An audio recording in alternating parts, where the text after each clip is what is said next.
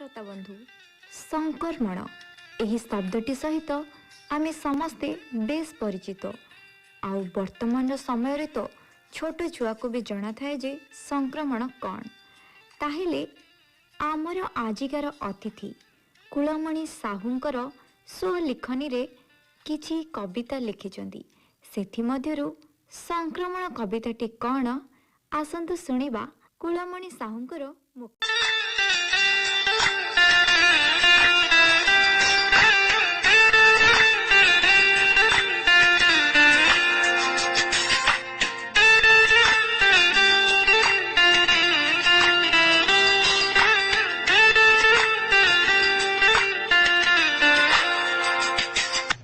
संक्रमण संक्रमण एक अदृश्य अपराजेय तत्व। संक्रमण एक अदृश्य अपराजेय तत्व नीति नेई नुआ नुआ रूप रहिथिला रहिछि रहिब डाले डाले गले लोक माने सिए जान पत्रे पत्रे जीव। पढ़ु पढ़ु खबर कागज छिटिकी पड़े पान छेप कफ। पढ़ु पढ़ु खबर कागज छिटिकी पड़े पान छेप कफ काश छिंक श्लेष्मादि पदार्थ झाल मुढ़ी बादाम सहित कागज दानीरु मिसे संक्रमणर असजड़ा फर्द। रोगी भोगी जोगी हाथ बाजी गति करे निमिषके टंका हातु हाथ। रोगी भोगी जोगी हाथ बाजी गति करे निमिषके टंका हातु हाथ। चंचला से बोही निये संक्रमण सेई हाथे टंका धरी सेई हाथे बढ़ा जाए केते विध खाद्य। जल बिना जीव छटपट जल बिना जीव छटपट जल ही जीवन। गिलास बुढ़ाई नख मैला सहित गिलास बुढ़ाई नख मैला सहित करू सिना तृषा निवारण संक्रमणे देई निमंत्रण। हाथ धोई खाऊ नीति भात हाथ धोई खाऊ नीति भात ता आगरू गामुछारे हाथ मुह पोछि अजाणते खोली देऊ संक्रमण पथ नोट गणु जीभकु छुईत। थाली गिना धोई धाई करू चकाचक थाली गिना धोई धाई करू चकाचक। देखुछे कि केते दिनु टांकी गोटा होई नाही सफा बुलुछंती केते पोकजोक। पादरे चकटा आलू गुपचुप रे पुराई पादरे चकटा आलू गुपचुप रे पुराई तेंतुली पानी सहित टकाटक जाऊ आमे खाई केते रंगे एउड़ी उड़ाई। धाड़ी बांधी भोजी खाऊ खली परे ढाली भात डाली धाड़ी बांधी भोजी खाऊ खली परे ढाली भात डाली।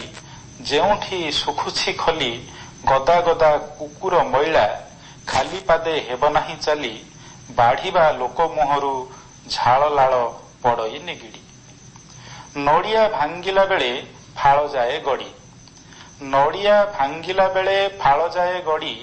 लागि थाऊ जेते मळी थुली बेलपत्र पादुक मिसाई खाईदेले रोग जीव छाड़ी। आजिकाली जेणे देख तेणे संक्रमण आजिकाली जेणे देख तेणे संक्रमण। तेलरे मोबिल क्षीर दहीरे फेंपण रोगी को देवा रक्तरे HIV जंडिस छुंची छुरी कईंचीर हुए नाही पूर्ण विशोधन। केमिति रोकिब किए जेते बाटे हुए संक्रमण। हेबाकू पड़िबो सिना पादे पादे निजे सावधान नचेत अकाले जीव अमूल्य ए मनीष जीवन नचेत अकाले जीव अमूल्य ए मनीष जीवन।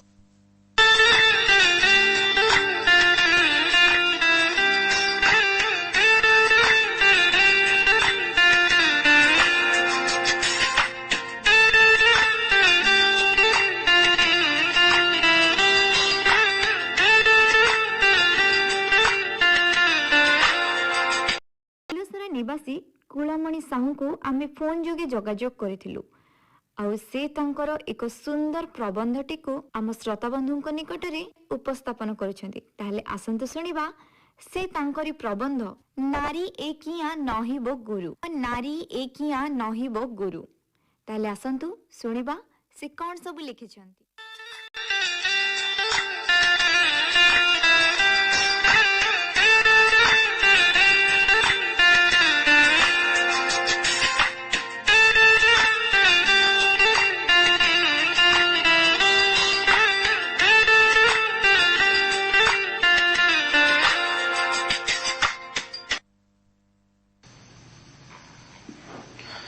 ନାରୀ ଏକିଆ ନୋହିବେ ଗୁରୁ। ସମଗ୍ର ସୃଷ୍ଟିରେ ଜଣେ ହିଁ ପୁରୁଷ ଏବଂ ଅନ୍ୟ ସମସ୍ତେ ପ୍ରକୃତି। ଆମେ ସମସ୍ତେ ପ୍ରକୃତିର ଅଂଶ ବିଶେଷ। ଶକ୍ତି ସ୍ୱରୂପ ଯେଉଁ ପରମ କାରଣଟି ଘଟ ଘଟରେ ବିରାଜମାନ, ସେ ହିଁ ଏକମାତ୍ର ପୁରୁଷ ଏବଂ ଘଟଗୁଡ଼ିକ ପ୍ରକୃତି। ଯେଉଁ ଘଟଟି ସୁପ୍ତ ଚେତନ ତାକୁ ଜଡ଼ ଏବଂ ଯେଉଁ ଘଟଟିର ଚେତନା ଜାଗ୍ରତ ଆମେ ତାକୁ ଜୀବ ବୋଲି କହୁ। ଜୀବ ମାତ୍ରେ ଲିଙ୍ଗ ଅନ୍ତର୍ଭୁକ୍ତ, ପୁଲ୍ଲିଙ୍ଗ ଅବା ସ୍ତ୍ରୀଲିଙ୍ଗ। ମଣିଷ, ପଶୁ, ପକ୍ଷୀ ଆଦି ସଜୀବ ବସ୍ତୁର ଲିଙ୍ଗ ଅପ୍ରକାଶିତ ଥିଲେ ସେଗୁଡ଼ିକୁ ଉଭୟ ଲିଙ୍ଗ ଭାବରେ ବିବେଚନା କରାଯାଏ। ନିର୍ଜୀବ ବସ୍ତୁଗୁଡ଼ିକର କୌଣସି ଲିଙ୍ଗ ନଥିବାରୁ ସେଗୁଡ଼ିକ କ୍ଳୀବଲିଙ୍ଗ। ତେବେ କହିବା ବାହୁଲ୍ୟ ଯେ ଲିଙ୍ଗ ହେଉଛି ଶରୀରର, ଆତ୍ମାର ନୁହେଁ। ଜୀବାତ୍ମା ଭିନ୍ନ ଭିନ୍ନ ଜନ୍ମରେ ଭିନ୍ନ ଭିନ୍ନ ଲିଙ୍ଗ ଧାରଣ କରିପାରେ। ଶରୀର ସଂରଚନା ଅନୁଯାୟୀ କେତେକ ଘଟରେ ପୁରୁଷତ୍ୱ ଏବଂ ଆଉ କେତେକ ଘଟରେ ସ୍ତ୍ରୀତ୍ୱ ପ୍ରକାଶ ପାଉଥିଲେ ସୁଦ୍ଧା ଶରୀର ମାତ୍ରେ ହିଁ ପ୍ରକୃତିର ଅଂଶ ବିଶେଷ। ଶରୀରର ବାହ୍ୟ ବା ଆଭ୍ୟନ୍ତରୀଣ ଗଠନ ଶୈଳୀର ପାର୍ଥକ୍ୟକୁ ନେଇ ପୁରୁଷ ବା ସ୍ତ୍ରୀ ନିରୂପଣ କରାଯାଇଥାଏ, କିନ୍ତୁ ପଞ୍ଚ କର୍ମେନ୍ଦ୍ରିୟ, ପଞ୍ଚ ଜ୍ଞାନେନ୍ଦ୍ରିୟ, ମନ, ବୁଦ୍ଧି, ବିବେକ, ଆତ୍ମା ଆଦି ଦୃଷ୍ଟିରୁ କୌଣସି ପ୍ରଭେଦ ନଥାଏ। ଜ୍ଞାନ ଆହରଣ କରିବା ଏବଂ ଜ୍ଞାନ ବିତରଣ କରିବାର କ୍ଷମତା ମଧ୍ୟ ଉଭୟଙ୍କ କ୍ଷେତ୍ରରେ ସମାନ। ଏହା ଈଶ୍ୱର ଦତ୍ତ। ଜାତି, ବର୍ଣ୍ଣ, ଧର୍ମ ତଥା ସ୍ତ୍ରୀ ପୁରୁଷ ନିର୍ବିଶେଷରେ ଜ୍ଞାନର ପରିସର ସମସ୍ତଙ୍କ ପାଇଁ ଉନ୍ମୁକ୍ତ। ଆଧ୍ୟାତ୍ମିକ ଦୃଷ୍ଟିରେ ଗୁରୁ 5 ପ୍ରକାର। ମାତା ପ୍ରଥମ ଗୁରୁ, ପିତା ଦ୍ୱିତୀୟ ଏବଂ ଶିକ୍ଷକ ତୃତୀୟ ଗୁରୁ। ତାପରକୁ ଦୀକ୍ଷା ଗୁରୁ ଏବଂ ସର୍ବଶେଷରେ ସଦ୍ଗୁରୁ। ଅନେକ ସ୍ଥଳରେ ମାଟିଏ ତାର ସନ୍ତାନ ପାଇଁ ପ୍ରଥମ, ଦ୍ୱିତୀୟ ଓ ତୃତୀୟ ତିନୋଟି ଯାକ ଗୁରୁର ଭୂମିକା ସମ୍ପାଦନ କରିଥାଏ, କିନ୍ତୁ ନାରୀଟିଏ ଦୀକ୍ଷା ଗୁରୁର ଆସନ ପାଇବା ଖୁବ୍ କ୍ୱଚିତ ଦେଖାଯାଏ। ସଦ୍ଗୁରୁ ଆସନ ତ ଅତି ଦୂରର କଥା। କିଛି ଧର୍ମଶାସ୍ତ୍ରବିତ୍ ନାରୀମାନଙ୍କର ବେଦ ପଢ଼ିବା ଅଧିକାର ନାହିଁ ବୋଲି ଘୋଷଣା କରିବାକୁ ମଧ୍ୟ ପଶ୍ଚାତପଦ ହୁଅନ୍ତି ନାହିଁ। ତେଣୁ ପ୍ରଶ୍ନ ହେଉଛି, ଆମ ସାମାଜିକ ବିଧି ବ୍ୟବସ୍ଥାରେ ପୁରୁଷମାନେ ସଦ୍ଗୁରୁ ପଦବାଚ୍ୟ ହେଉଥିଲା ବେଳେ ମହିଳାମାନଙ୍କୁ ସେଥିରୁ ବଞ୍ଚିତ କରାଯାଏ କାହିଁକି? ଗୁରୁ ଅର୍ଥାତ୍ ଜ୍ଞାନ, ଜ୍ଞାନ ଅର୍ଥାତ୍ ଶକ୍ତି ବା ଭଗବାନ। ଜ୍ଞାନ ବା ଶକ୍ତି ଭାବରେ ଭଗବାନ ସମସ୍ତଙ୍କ ଶରୀରରେ ବିଦ୍ୟମାନ, କିନ୍ତୁ ସେ ପୁରୁଷ ନୁହନ୍ତି କି ନାରୀ ନୁହନ୍ତି। ଏ ସ୍ଥୂଳ ଜଗତ ତାଙ୍କର ଆତ୍ମପ୍ରକାଶ ମାତ୍ର। ଏଠାରେ ଅର୍ଦ୍ଧେକ ଜୀବ ପୁରୁଷ ଏବଂ ଅନ୍ୟ ଅର୍ଦ୍ଧେକ ନାରୀ। ସେଥିପାଇଁ ଈଶ୍ୱରଙ୍କୁ ଅର୍ଦ୍ଧନାରୀଶ୍ୱର କୁହାଯାଏ। ତାଙ୍କର କରୁଣା ବଳରେ କି ପୁରୁଷ, କି ନାରୀ, କି ବାଳ, କି ବୃଦ୍ଧ ଯେ କେହି ବି ତାଙ୍କୁ ଚିହ୍ନି ପାରି ଆତ୍ମଜ୍ଞାନ ଲାଭ କରିପାରିବ। ଜ୍ଞାନର ଧର୍ମ ପ୍ରକାଶ ପାଇବା, ପ୍ରସାରିତ ହେବା, ଜଣେ ଲୋକ ଜ୍ଞାନ ହାସଲ କରିବ ଅଥଚ ତାକୁ ପ୍ରକାଶ ବା ପ୍ରସାରିତ ନ କରି ଚୁପ୍ ରହିଯିବ, ଏହା ତ ଅସମ୍ଭବ। ଯିଏ ଜ୍ଞାନୀ ସେ ଗୁରୁ, ଯିଏ ଆତ୍ମଜ୍ଞାନୀ ସେ ସଦ୍ଗୁରୁ। ତେବେ ନାରୀଟିଏ ସଦ୍ଗୁରୁ ହେବାରେ ଅସୁବିଧା ରହିଲା କେଉଁଠି? କେହି କେହି କହନ୍ତି ନାରୀ ହେଉଛି ମାୟା, ସେ କାଳେ ନର୍କର ଦ୍ୱାର। ପୁରୁଷର ସାଧନା ପଥରେ ନାରୀ କାଳେ ପ୍ରତିବନ୍ଧକ ସାଜେ। ଆଉ କେହି କେହି ଯୁକ୍ତି ବାଢ଼ନ୍ତି ସେଇଥିପାଇଁ ଆଜି ଯାଏଁ କୌଣସି ନାରୀ ସଦ୍ଗୁରୁ ପଦବାଚ୍ୟ ହୋଇନାହାନ୍ତି। विचित्र कथा जे जणे पुरुषकू केवल गुरु किंबा गुरुदेव बोली संबोधन करा जाउथिला बेले जणे नारी को गुरु मा बोली संबोधन करा जाए। गुरु शब्दटी ईश्वर शब्द भली पुल्लिंग और स्त्रीलिंग उभय को सूचाए। अधिकंतु यह एक स्थिति एक अनुभवर विषय। ईश्वर तो जणे किंतु गुरु अनेक। तेणु आंभ मतरे जणे नारी को गुरु बोली संबोधन करिबारे किछि असंगति नाही। जणे आत्मज्ञानी सिद्ध गुरुंको नाम आगरे जेपरी सद्गुरु लेखा जाए, जणे गुरु मांक नाम पूर्वरु मध्य सद्गुरु लेखिबा समान भावरे समीचीन अटे। माता गुरु, पिता गुरु, विद्या गुरु, दीक्षा गुरु और सद्गुरु ये सबु गोटिए गोटिए स्तरर कथा। जणे साधक निज साधनार तीव्रता और पूर्णता अनुसारे गोटिए स्तररू आउ गोटिए स्तर को उन्नीत हुए। जणे नारी शिक्षयित्री, अध्यापिका किंबा प्राध्यापिका भावरे कार्य संपादन करी विद्यागुरु होई परिबे, अथच दीक्षा गुरु किंबा सद्गुरु बोलाइबारे द्वंद्व उठुछि काहींकी?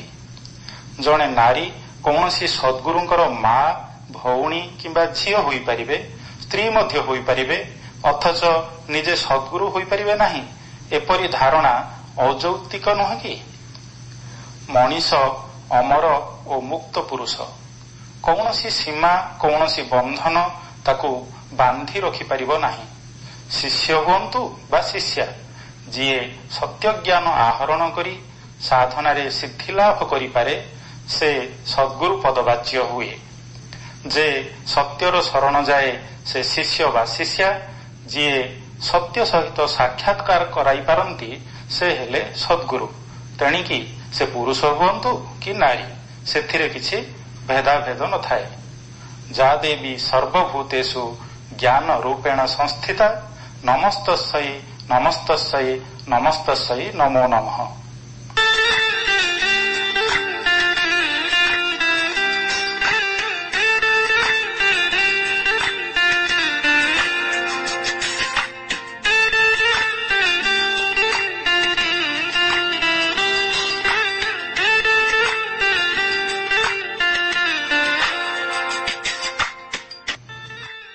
एते सुंदर कविता और प्रबंध रचना करी पुणी आमको फोन जोगे निजर बहुत मूल्यवान समय दे रेकर्ड करी पठाइथिबा हेतु आमरी युववाणी तरफ कुलमणि साहू को अशेष अशेष धन्यवाद।